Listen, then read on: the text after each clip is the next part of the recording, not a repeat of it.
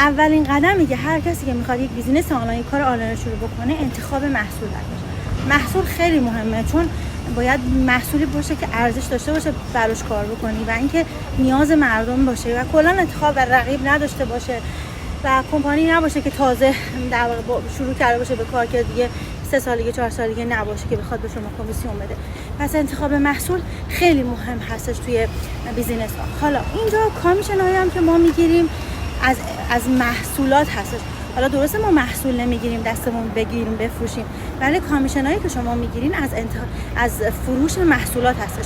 اینجا سیستمش جوری طراحی شده که در واقع فروش خیلی مستقیم توی سیستم اتفاق میفته، خوش قرارداد رو میبنده، سیستم منتورشیپی داریم و نیاز نیستش که ما محصول دستمون بگیریم. خب البته شما وقتی که وبسایتتون رو ستاپ می‌خواید بکنید، این آپشن هم دارین که بخواید وبسایتتون جوری تعریف کنید که محصولات توش باشه، دست خودتونه و اینا دیگه سلیقه‌ای هست، هر کس هر جوری که بخواد انتخاب میکنه.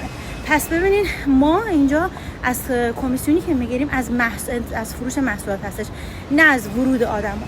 همیشه من میگم یک آدم میتونه بیاد کنار گل وایسا، یک آدم خب میتونه بیاد یه محصول بخره، یک آدم میتونه بیاد 100 تا 10 تا 50 تا محصول بخره. خب پس ربطی نداره. ولی خب توی سیستمایی که حالا قدیمی بودن از ورود آدم و کامیشن میگرفتن، یه آدم یه بار میتونست کمیسیون بده، یک آدم یه دونه بود. ولی اینجا یک آدم که میاد محصولاتو میخره میتونه یه دونه بخره، میتونه 100 تا بخره، میتونه 10 تا بخره. پس هر چقدر که فروش انجام بشه، خب این در واقع شما هم کمیسیون بیشتری میگیری و خب این برای لول‌های ابتدایی هستش.